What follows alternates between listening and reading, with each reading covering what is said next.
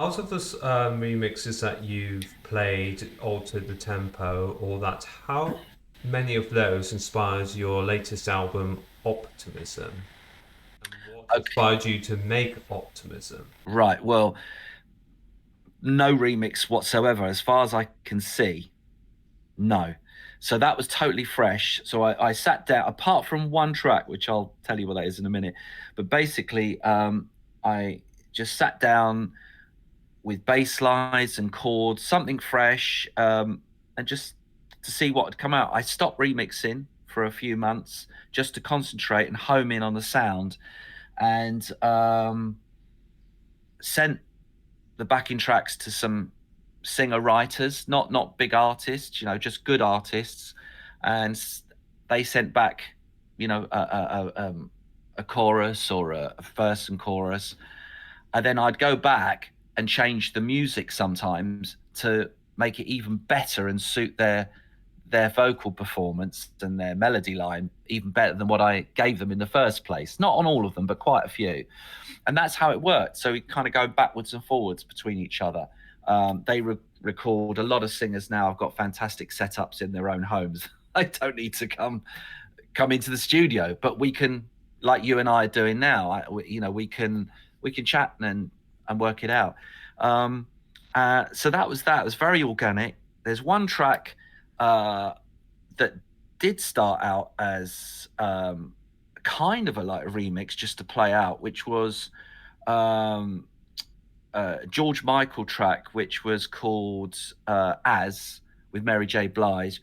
I was offered a friend of mine, Philip West. He had the multi-track, and I said, "Can you just send me that bit which loops up?" And I know other people have done it in the past, but I just wanted to kind of like do a sort of a disco house version of it.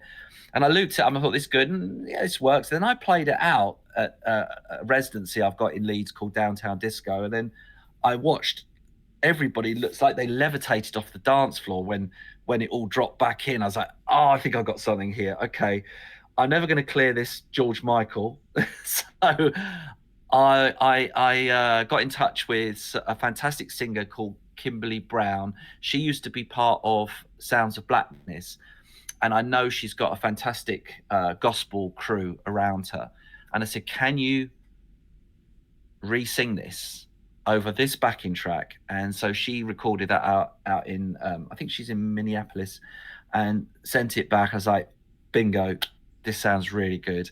So and then it took a year and a half to clear the publishing with Stevie Wonder, which we finally cleared. The track had to be renamed to Fly Away, and that is the only one that is kind of like a cover version, sort of a cover version. The rest all are original, including the ballad. That I always wanted to put a ballad on there, a slow track, very down tempo. I like a lot of artists from like Stylistics, Shy Lights, a lot of Tom Bell productions. He's a brilliant writer. I like a lot of that stuff, but I also like a lot of Bruno Mars and Soul Sonic and all that kind of stuff. So for that particular track on the album, the slow one, All I Need Is You, was a kind of a hybrid between the two.